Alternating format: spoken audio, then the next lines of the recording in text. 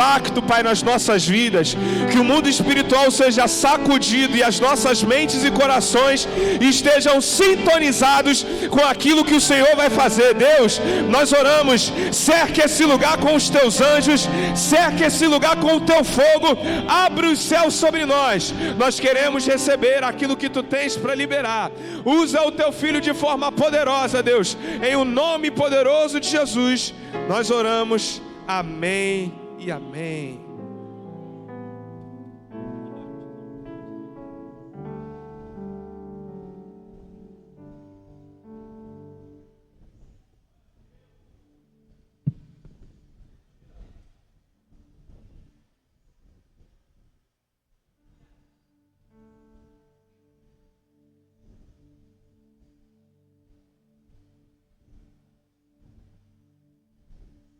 Glória a Deus, aleluia. Eu quero saudar esta amada igreja com a paz do Senhor.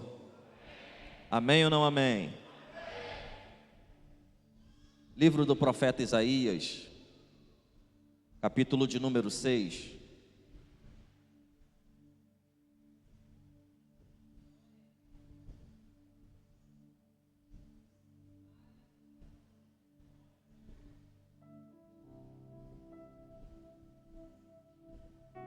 Livro do profeta messiânico, profeta Isaías, capítulo de número 6, estaremos lendo do primeiro verso ao verso de número 4.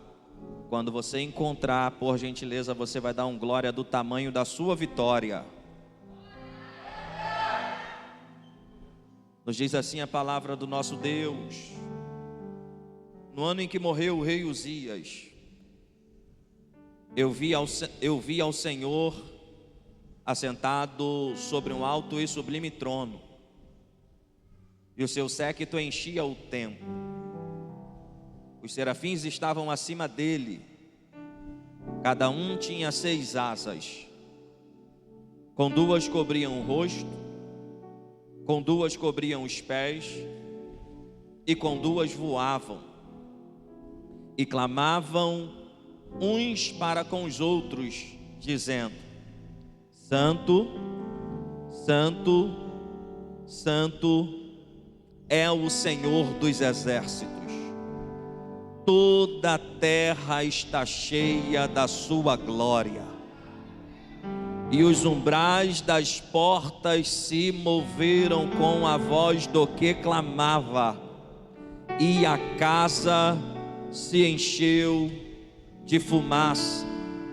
Então disse eu: ai de mim, que vou perecendo, porque eu sou um homem de lábios impuros e habito no meio de um povo de impuros lábios. E os meus olhos viram o Rei, o Senhor dos exércitos. Mas um dos serafins voou para mim, trazendo na mão uma brasa viva que tirara do altar com uma tenaz. E com ela tocou a minha boca e disse: eis que isto tocou os teus lábios, e a tua iniquidade foi tirada e purificado o teu pecado. Depois disso ouvi a voz do Senhor que dizia: a quem enviarei? E quem há de ir por nós? Então disse eu: eis-me aqui, envia-me a mim. Sentado como estamos, feche os seus olhos. Eu quero fazer mais uma oração ao nosso Deus. Pai, grato a Ti somos, pois estamos na Tua casa, estamos na Tua presença, e tenho a plena certeza que o Senhor aqui está. Nesta noite o Senhor já foi adorado e continuará a ser, mas neste momento eu tenho esta tão grande responsabilidade, que é trazer uma palavra do Teu coração para o coração da Tua igreja, da Tua noiva. Nós estamos em uma igreja viva, em uma igreja pentecostal, em uma igreja que crê nos dons do Espírito Santo, que sabe que o glória a Deus que entrega, que o aleluia que entrega, que a palma que bate, não é para quem canta, não é para quem toca, não é para quem prega, pois tudo que nós fazemos aqui vai direto para o Teu trono. Sabemos que viemos aqui por um propósito, e o propósito é te adorar, independente da forma que entramos, independente dos problemas que temos, se trouxemos ou deixamos em casa, o que viemos fazer aqui nesta noite, nós faremos te adorar na beleza da tua santidade. E na proporção que a adoração desta igreja for subindo, eu te convido, Espírito Santo, a na mesma proporção trazer resposta, trazer cura, trazer libertação, trazer salvação. Tu és o mesmo ontem, tu és o mesmo hoje, tu és o mesmo eternamente. Estamos em 6 dias de clamor, e hoje é o 5º dia, e já foi profetizado, para cada dia Deus tem uma porção extraordinária, e eu quero profetizar através desta breve oração sobre as nossas vidas, que sairemos daqui nesta noite com a resposta da tua parte. Só você que pode. Aplaude ao Rei dos Reis e Senhor.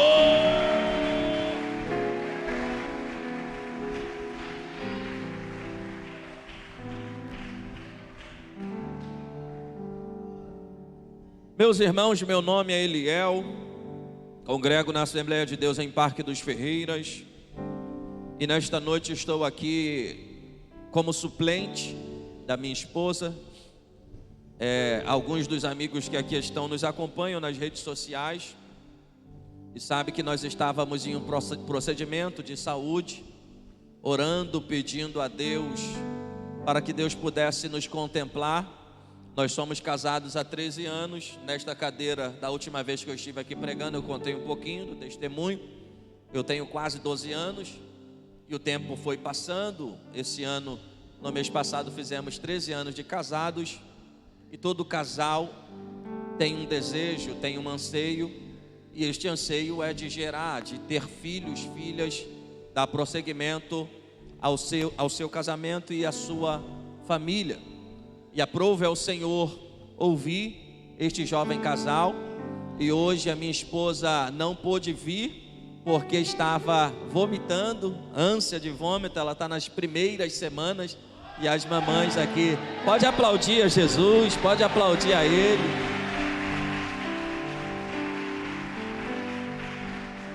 E as mamães aqui, os papais entendem como é difícil essa primeira semana. Só que para a gente é o dobro de dificuldade, porque Deus olhou e disse: eu não vou mandar eu vou mandar um casal de gêmeos.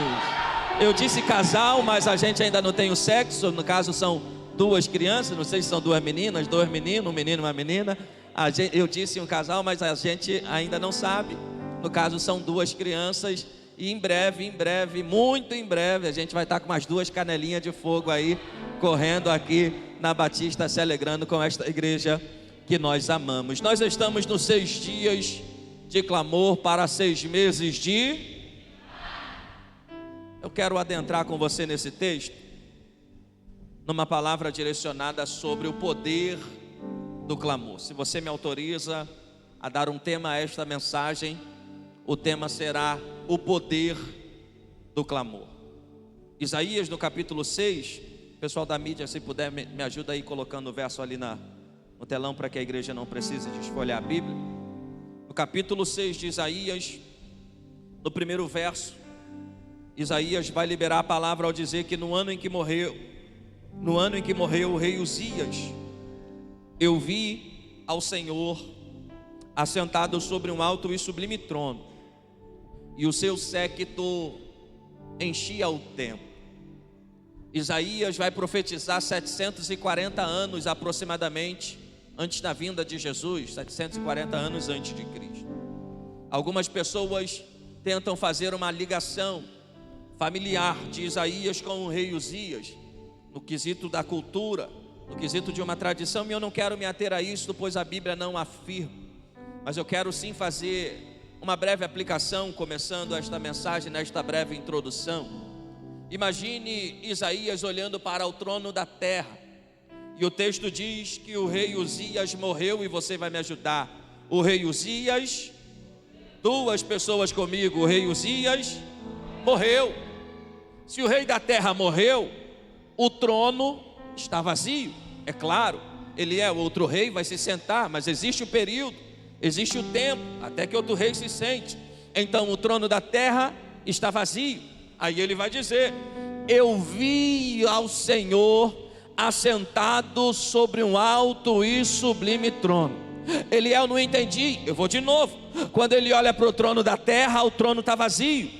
Mas quando ele olha para o trono do céu, o trono está ocupado. Quando ele olha para o trono da terra, o rei morre. Mas quando ele olha para o trono do céu, o rei não morre. Quando ele olha para o trono da terra, tem crise. Mas quando ele olha para o trono do céu, ele vê que o céu não entra em crise.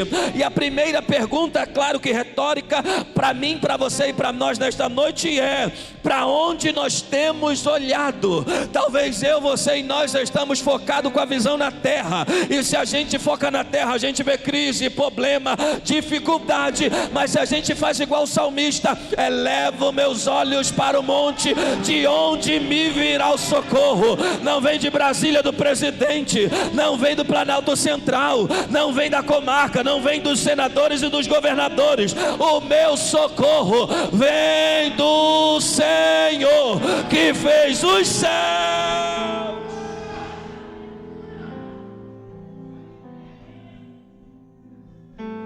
Eu vi ao Senhor assentado. Você pode me ajudar? Quando ele vê Deus no trono, Deus está sentado ou assentado.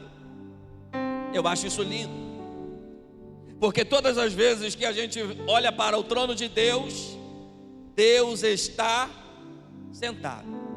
Jesus, a gente vê quando Estevão morre apedrejado em Atos 7, se levantando, ele está à direita de Deus.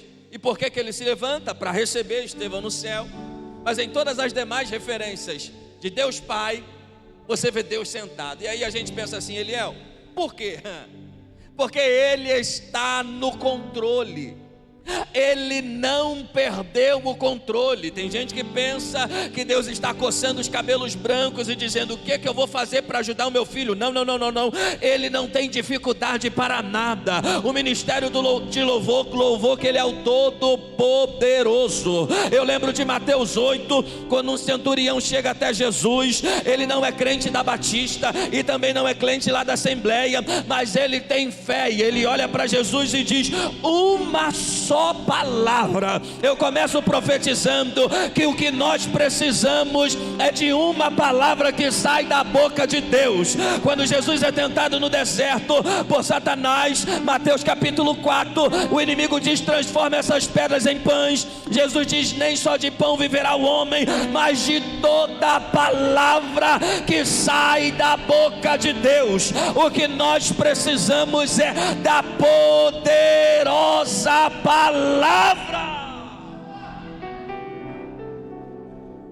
Eu vi ao Senhor assentado sobre um alto e sublime trono, e o seu séquito enchia o templo.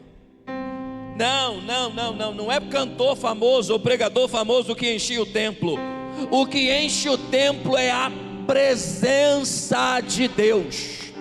Eu vou de novo, porque eu olho para um palácio sem a presença, mas eu olho para um deserto e vejo João Batista pregando no deserto, e alguém olha e diz: a veste dele é estranha, ele se alimenta de gafanhoto e mel silvestre, e a mensagem não é palatável, não é aceitável, não é fácil, não é uma mensagem que é fácil de digerir, é uma mensagem de repreensão. Mas o povo está indo para o deserto, porque João está cheio da presença de Deus. E nós sabemos que o que precisa ter na nossa igreja, nos nossos cultos, é a poderosa presença de Deus. A pregadora faltou, outro está pregando. Se eu não viesse, um dos irmãos ou das irmãs pregaria com total graça e excelência. Se um dos ministros que cantaram não pudesse vir, outro cantava. Se o músico que tocou não pudesse vir, outro tocava. Mas se Jesus não vier,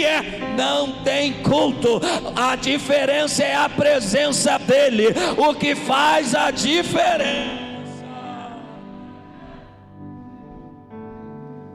Os serafins estavam acima dele. Pregador acima de Deus? É claro que não. Acima de Deus não há nada nem ninguém a não ser a sua coroa. Os serafins estavam acima do trono de Deus. Olhe para esta garrafa e imagine que o trono de Deus, semelhante a esta garrafa, está flutuando. Só que tem uma base aqui neste púlpito para sustentar esta garrafa. Mas o trono de Deus não. O trono de Deus não precisa de base ou coluna para sustentar, porque Ele só é a sustentação do seu trono. Pregador, como que você me prova? Verso 2. Os serafins estavam acima do trono de Deus. Cada um tinha 6 asas. Com 2 cobriam o rosto, com 2 cobriam os pés, e com 2 voavam. Você vai me ajudar? Com 2 voavam, com 2. Se o trono de Deus estivesse em uma base, não precisava eles estarem voando. Então eles estão ao redor do trono de Deus. Pregador, as 2 asas que cobrem o rosto servem para quê? Para eles não olharem diretamente para Deus. As 2 asas que cobrem os pés, sinal de humildade. As 2 asas que eles estão voando, sustentabilidade. Isso aqui mexe comigo, gente. O nosso culto começou agora, 7 horas, 7 e um pouquinho, e daqui a pouco está acabando. Mas tem um culto lá no céu que está acontecendo desde os primórdios. E quem está lá adorando Ele é o verso 3. Verso 2: os serafins estão ao redor do trono de Deus. Verso 3 diz que eles clamavam uns para os outros, dizendo: Santo, Santo, Santo. Pregador, não entendi, eu vou de novo. O nosso culto começa às 7, acaba 9 e pouquinho. Só que o culto deles tem mais de 6.000 anos. E eles estão no céu. Eles estão aonde, igreja? Eles estão aonde? Então eles não adoram esperando alguma coisa em troca. Eles adoram por quem Deus é. Nós estamos na terra, adoramos a Deus, passível ainda de sermos salvos ou não. Já somos salvos, mas podemos não ser salvos. Mas os serafins já estão lá com Ele. Não adoram pela salvação, não adoram por porta de emprego, adoram por quem Deus é.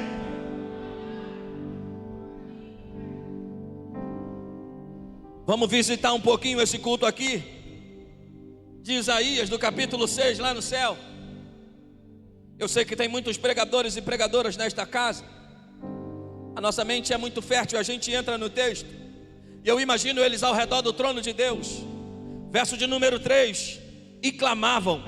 Me ajuda no telão aí, meu amigo, por gentileza. Isaías 6:3. E clamavam uns para os outros. E isso aqui, amada igreja, quando eu li, chamou a minha atenção. Porque porque se eu dou glória a Deus, vai para o trono de Deus. Se eu dou aleluia, trono de Deus. Se eu bato palmas, ministras que estavam ministrando dança, trono de Deus. Tudo que nós fazemos é direcionado ao trono de... Só que o texto diz: e clamavam uns para os outros.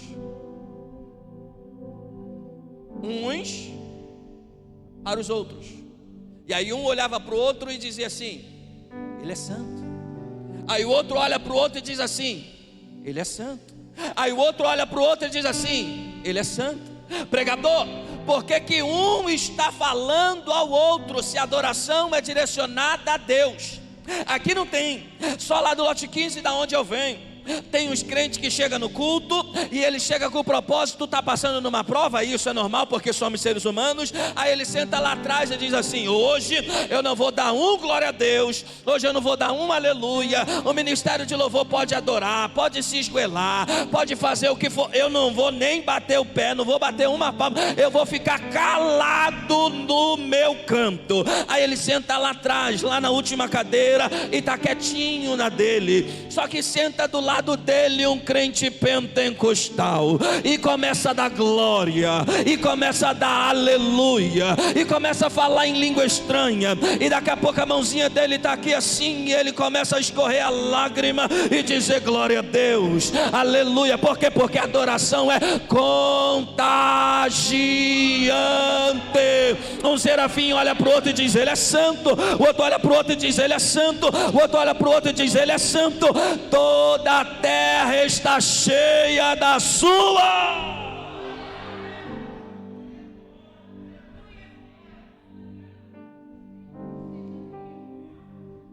Verso de número 3: e clamavam uns para os outros, dizendo: Santo, Santo, Santo, 3 vezes. A versão que eu estou utilizando, Almeida Revista e Corrigida. O S do santo, as 3 vezes está maiúscula. Por que, pregador? Porque o Pai é santo, porque o Filho é santo, porque o Espírito é, e a igreja precisa ser.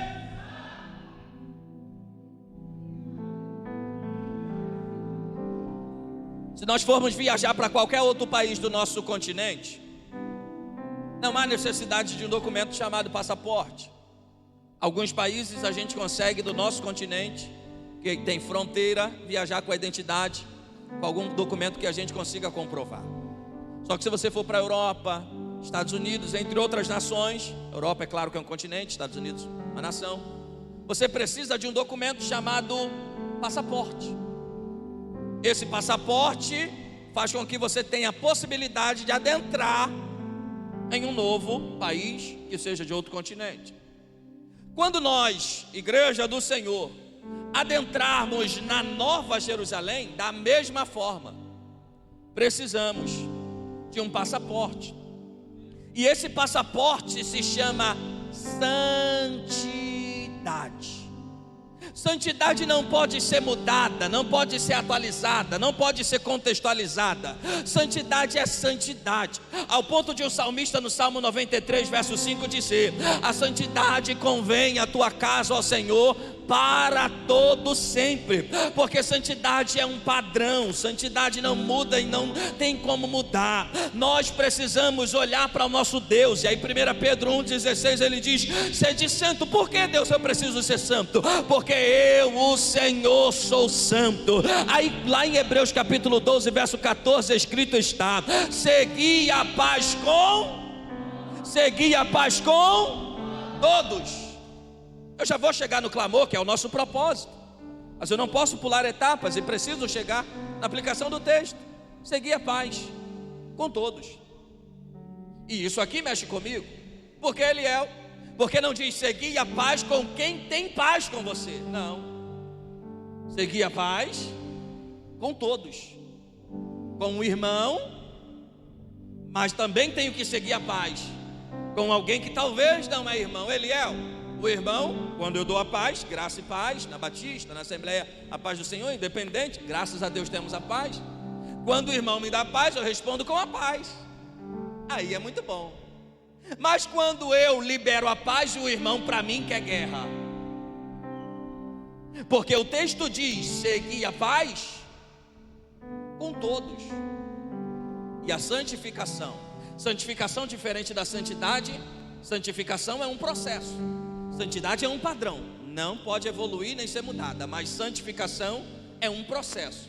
O nosso amigo que estava dirigindo o trabalho aqui, que está na direção do trabalho, Eliel, não preciso tentar ser melhor do que ele, e ele também não precisa tentar ser melhor do que eu. Por quê? Porque a santificação me ensina que o Eliel de hoje precisa ser melhor que o Eliel de ontem, e o Eliel de amanhã precisa ser melhor que o Eliel de hoje. Evangelho é andar para a frente, evangelho não é regressão, evangelho é evolução. E a minha guerra não é com a minha liderança, a minha guerra não é, não, a minha guerra é comigo mesmo, porque Gálatas diz que há uma uma guerra infindável dentro de mim, entre o espírito e a carne. A carne puxa para baixo, o espírito puxa para cima. A carne quer pecar, mas o espírito quer santidade. A carne quer as coisas fáceis, mas o espírito me exige as coisas corretas.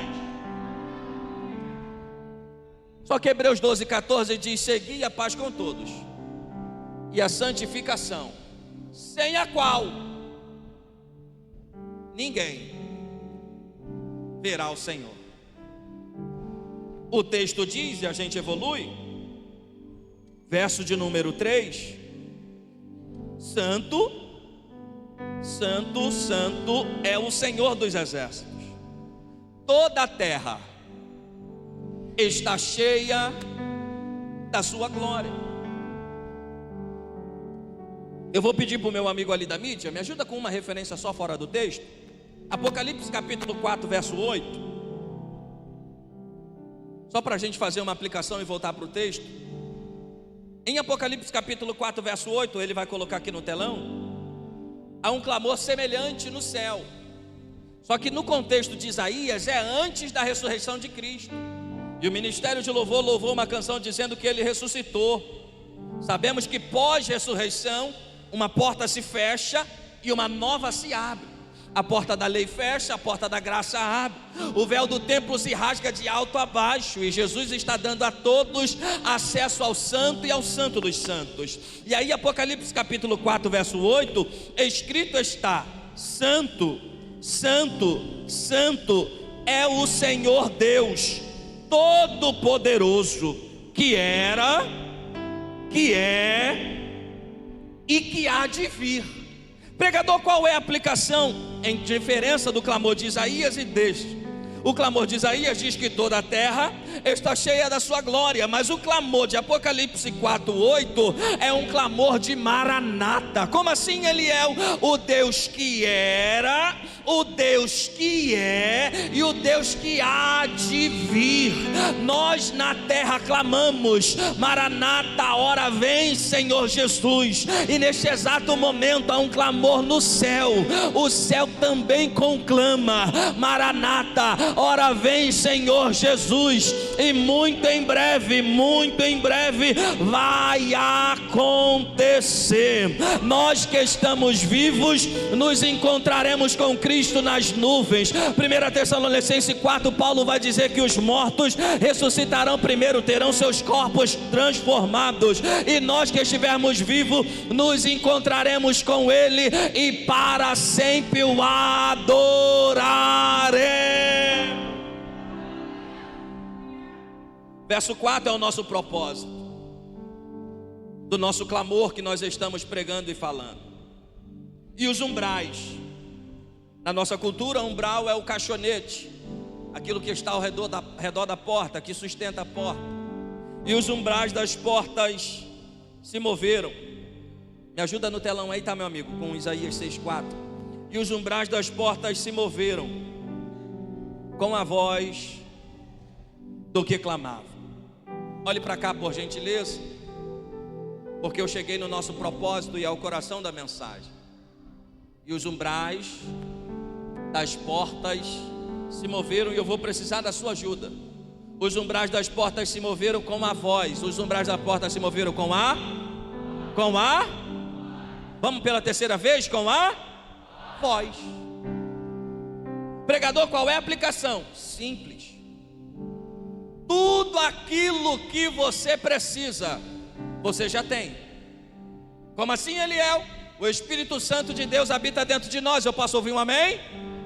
Mas nós temos algo, o que? A voz. O texto diz que o que movimentava os umbrais é a voz. Aí alguém diz assim: não entendo, porque o ministério de louvor me incentiva a adorar. Não entendo, porque o pastor que está dirigindo me incentiva a adorar. Não entendo, porque o pregador e a pregadora me incentiva a adorar. Porque o céu é movimentado através da nossa voz. Quando nós adoramos, quando nós glorificamos, quando nós exaltamos, o céu se movimenta. Ah, pregador, a aplicação ficou legal, mas está na Bíblia? Tá. Salmos 40, verso 1. esperei com paciência no Senhor, e Deus se inclinou para mim. Ouviu o que, gente? Ouviu o que? Davi está esperando, só que ele diz: vou esperar, mas não vou ficar com a boca fechada. Eu estou no culto, estou no clamor, nos 6 dias de clamores, eu vim e vou entregar a minha adoração. E Deus está lá do céu, se inclinando e dizendo: peraí, lá na Vila Pauline, lá no 5º dia de clamor, tem alguém que está na prova, mas está clamando. Tem alguém que está no vento, mas está clamando. O filho dele está passando por isso e ele está clamando. Ele não olhou para o problema, venceu, colocou a roupa, está no culto, já levantou a mão, já deu glória a Deus, já deu aleluia. Desce anjo lá com a resposta. Por quê? Porque a nossa voz movimenta a Deus no trono.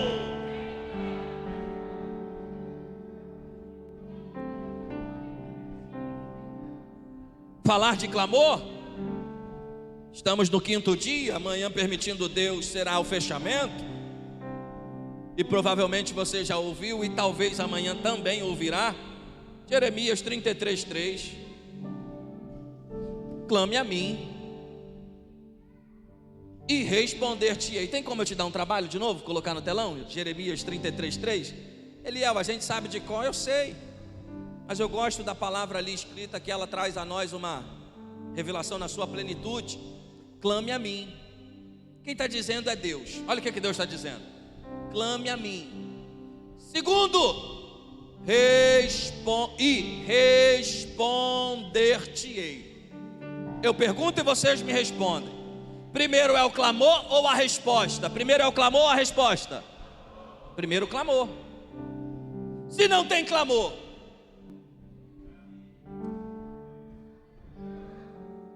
pregador, não entendi, eu vou de novo. Se não tem clamor, não tem resposta. Por que, pregador? Porque o céu não age. Como assim, Eliel? O céu reage. Está na Bíblia? Mateus 18:18. O que ligardes será ligado no. Primeiro tem que ter movimento embaixo. Porque a chuva que acontece na física e na ciência, todos nós sabemos. Você coloca lá uma canequinha de alumínio, uma panela, a água no estado líquido, ela vai para o fogo no estado líquido e comove, ela transforma do estado líquido para o gasoso, e agora ela evapora, ela vai subindo, subindo, subindo, chega no céu e forma uma condensação, vai formar uma nuvem e vai pesando a nuvem, vai pesando a nuvem, e chega uma hora que não dá mais para reter. O céu libera a chuva. Por quê? Porque está pesada demais. Então quanto mais glória sobe, mais aleluia sobe, mais adoração sobe, o céu vai dizendo: não tem como reter a bênção dele. E a bênção...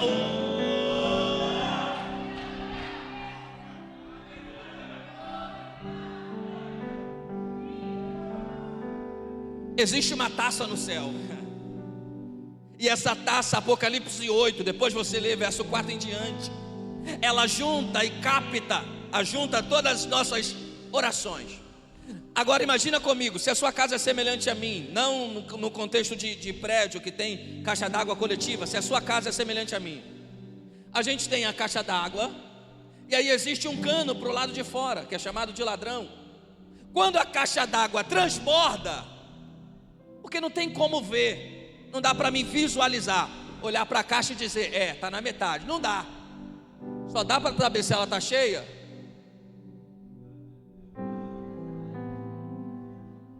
quando ela transborda.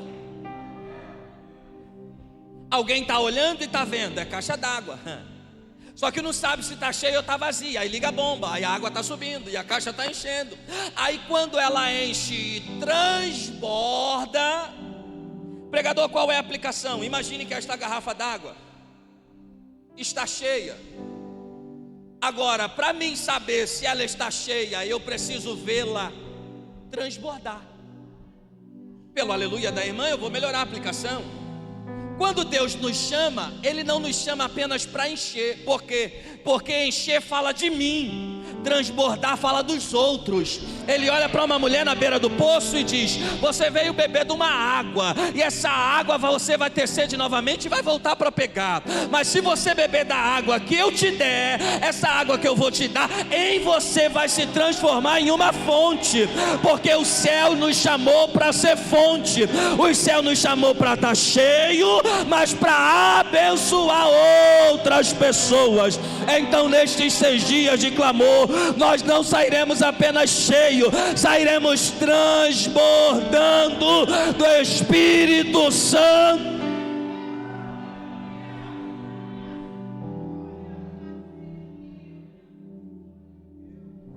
Clame a mim e responder-te-ei. Primeiro precisa de uma ação humana para que haja uma reação divina.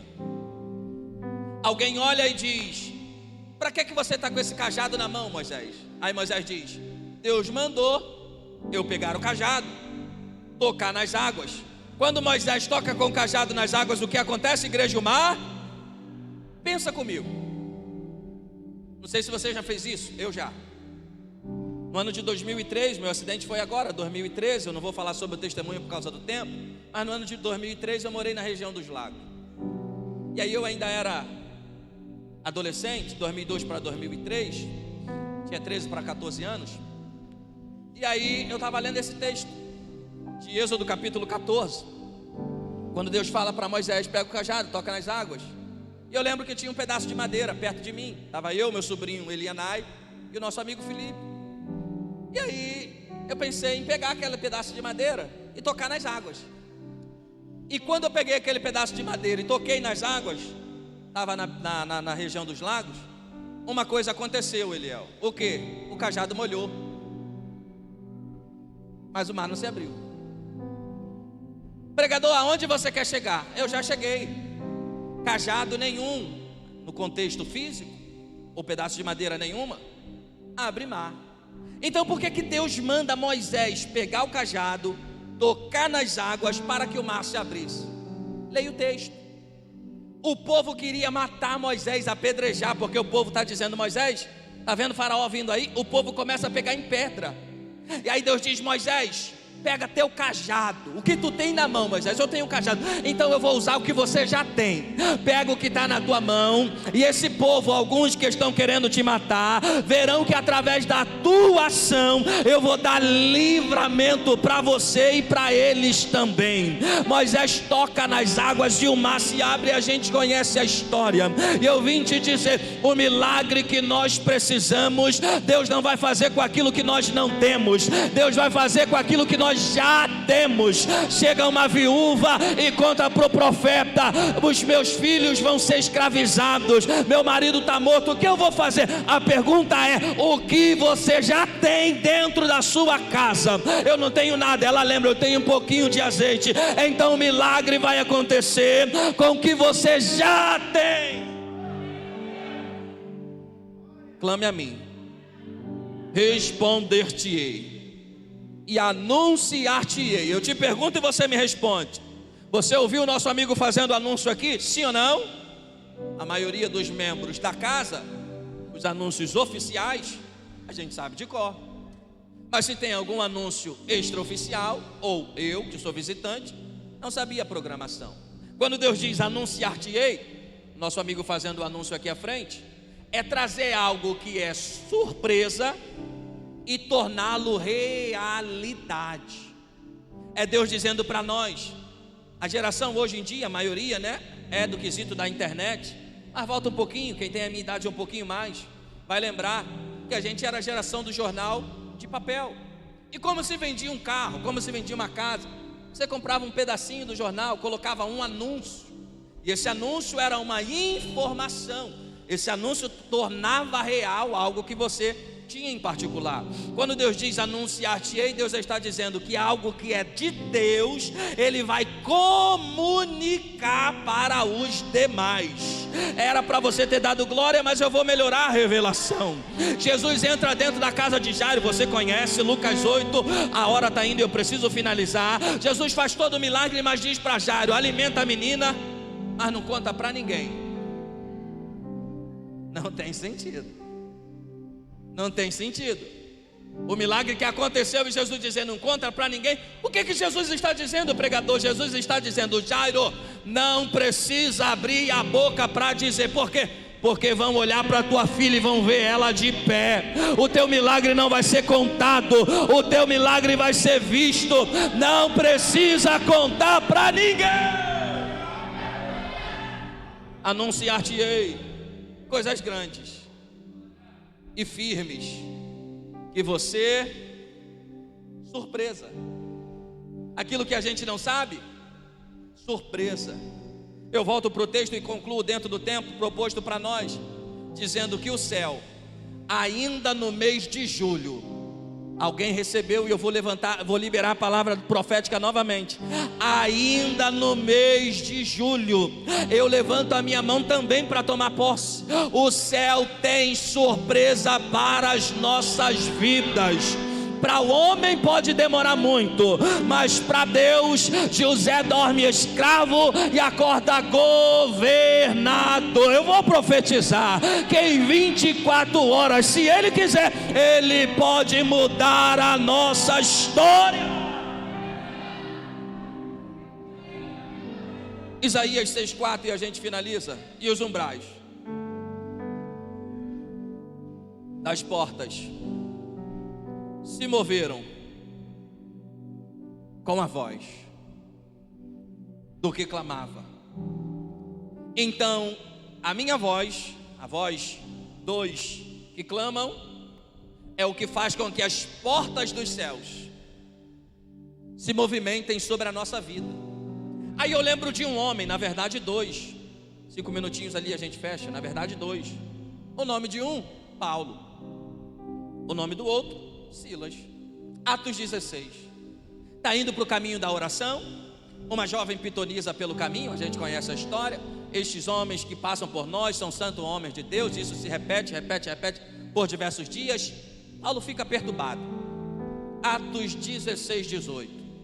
Paulo expulsa o demônio daquela jovem. Os senhores daquela jovem vão prender Paulo, vão levá-lo.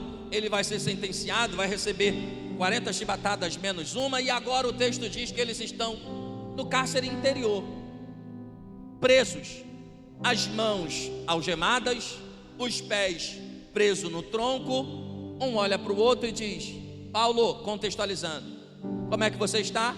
Ferido. E você, Silas? Machucado. Paulo, não dá nem para movimentar a mão.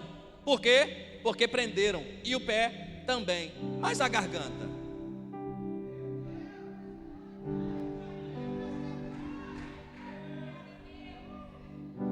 Eu preciso repetir isso aqui. Que conseguiram prender por fora, mas a adoração não tem nada a ver com o lado de fora. A hora vem, a hora é em que os verdadeiros adoradores adorarão ao Pai em espírito e verdade.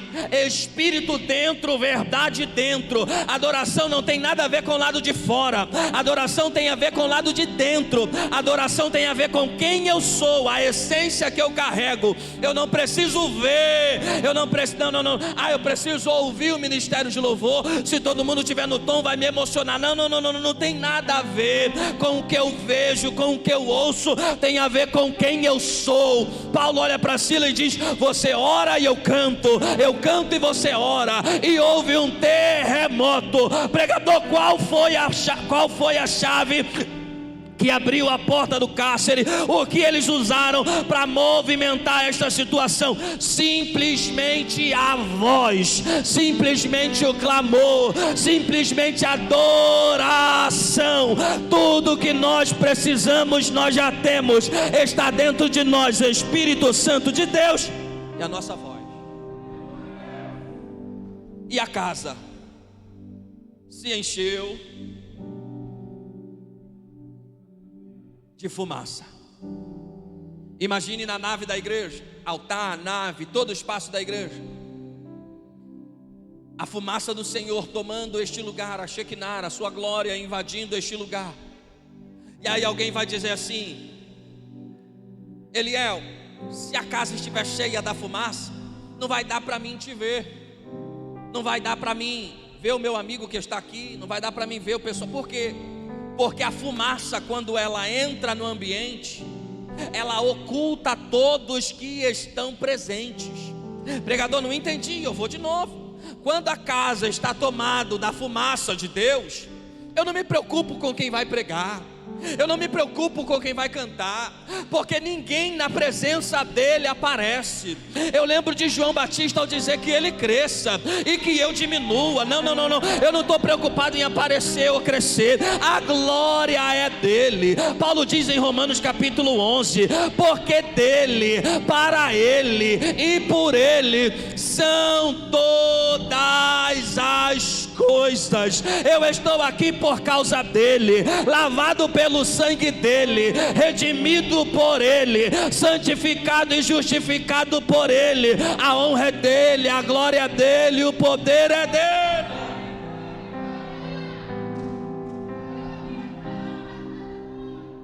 Depois de tudo isso, e a gente entra na nossa conclusão, o verso 5 diz que Isaías vai dizer: eu sou um homem de lábios impuros e habito no meio de um povo de impuros lábios. Isaías vai se arrepender. Acontece dele um arrependimento, e aí o céu novamente se movimenta. No verso 6 diz assim: mas um dos serafins voou para mim, trazendo na mão, você pode me ajudar? Trazendo uma brasa viva, que tirara da onde, gente? Com uma tenaz, ou um alicate de ferreiro.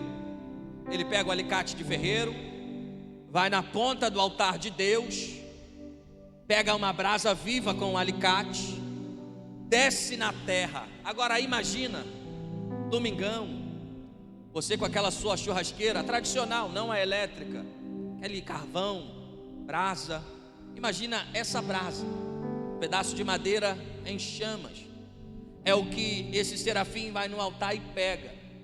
Aí quando eu estava lendo esse texto, o Espírito Santo me disse: Eliel, biblicamente, duas coisas saem do altar de Deus. Ezequiel capítulo 47, na visão ele vê um rio, sai água, a água limpa, lava, hidrata, purifica, e o fogo da mesma forma, que também purifica. Aí eu imaginei aquele serafim pegando essa brasa, vindo em direção ao profeta, e o texto diz: e com ela tocou a minha boca, ou os meus lábios, dependendo aí da sua versão. E com ela tocou a minha boca e disse: eis que isto tocou os teus lábios, a tua iniquidade foi tirada. Você pode me ajudar? A tua iniquidade foi, e purificado o teu pecado, e purificado o teu. Aqui nós aprendemos algo, e eu tenho duas aplicações e fecho. No verso 7 nós aprendemos algo: a iniquidade tirada, pecado purificado. O que isso quer dizer, Eliel? Quer dizer que tem coisas que Deus trata, mas tem coisas que Deus arranca. Tem coisas que Deus pode em mim tratar, só que tem amizades que Ele precisa cortar, porque aquilo que não acende apaga. Existem relacionamentos que não me aproximam do altar, e se não me aproxima, afasta. E aí Deus olha e diz: se for para perder a minha presença, é melhor perder coisas da terra, pessoas da terra, mas eu não perco a presença de Deus. Então tem coisas que Ele trata, mas tem coisas que Ele arranca. E aí depois de todo esse processo, ecoa uma pergunta no céu, que é a minha conclusão. E a pergunta é para nós, Batista, aqui em Vila Pauline. Deus pergunta no contexto aqui, mas contextualize para nós concluirmos: a quem enviarei? E quem pode me representar em Vila Pauline?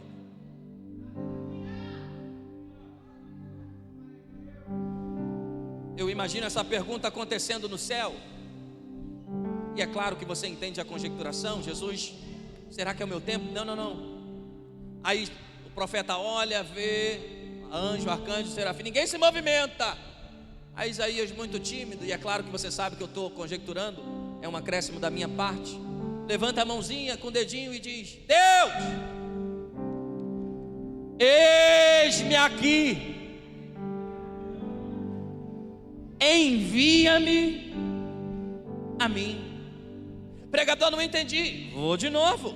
Deus, estou pronto para te servir aqui, na frente dos meus pastores, da minha liderança, servir no altar, na nave, na cantina, na salinha. Eu sou uma ovelha, faço parte do rebanho, eu estou pronto, conta comigo aqui. Mas o culto vai acabar e o culto lá fora vai continuar. Então envia-me a mim, porque eu estou aceso aqui, mas preciso continuar aceso lá.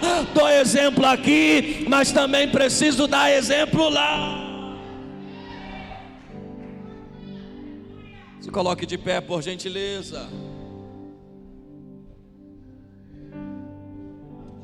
E tudo isso aconteceu por quê, pregador? Porque Isaías entendeu a oração do Pai Nosso. Qual é a oração do Pai Nosso? O que lá escrito está, Mateus 6: Pai nosso que estás nos céus, santificado seja o teu nome, venha a nós o teu reino, seja feita a tua vontade, assim na... Me ajuda aí para a gente concluir. Assim na... Como é no... Isaías olhou para o padrão do céu e só copiou o padrão do céu. Ele viu que no céu tinha clamor, ele clamou. Ele viu que o clamor do céu movimentou o céu, ele decidiu na terra clamar o céu, e ele entendeu: nós estamos na terra, mas precisamos seguir o padrão celestial. Eu quero orar com você. E nesse momento, já me fora pelo nosso pastor dado uma oportunidade, e eu quero estender esta oportunidade a você que está nestes 6 dias de clamor e precisa dar um passo em direção ao que Jesus tem para a sua vida. Eliel, eu quero viver algo novo, eu quero viver uma experiência nova, eu quero viver o que o profeta viveu. Nós estamos aqui clamando, mas eu preciso de algo a mais, eu preciso de algo além.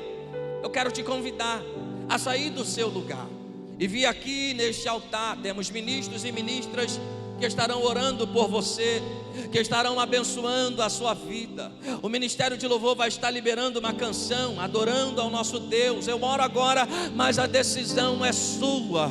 Isaías deu o primeiro passo. Isaías se posicionou para viver o que o céu tinha para a vida dele. E eu quero te desafiar a não sair da mesma forma. Saia do lugar aonde você está e venha aqui nesta noite, porque o fogo saiu do altar, e nesta noite, neste altar também tem fogo, e sairemos daqui acesos e inflamados para a glória de Deus. Pai, eu te entrego os teus filhos, te entrego as tuas filhas, que aqui estão buscando mais de ti, buscando mais da tua presença, buscando mais do teu Espírito Santo. Como eu profetizei na ministração, eu profetizo que seremos cheios, fala sobre nós, mas transbordaremos e abençoaremos outras vidas. Que o Senhor possa surpreender os teus filhos, possa surpreender os teus servos. O nosso pastor que está em recuperação do pós-operatório, tu és o Jeová Rafá, tu és o Deus que cura, tu és o Deus de perto e o Deus de longe. Vai lá agora, Pai querido e santo, abençoa o pastor Júlio, que a sua restauração seja plena, e que em breve, muito em breve, ele esteja conosco aqui louvando e exaltando ao teu poderoso nome. Você que pode, aplaude a Jesus Cristo.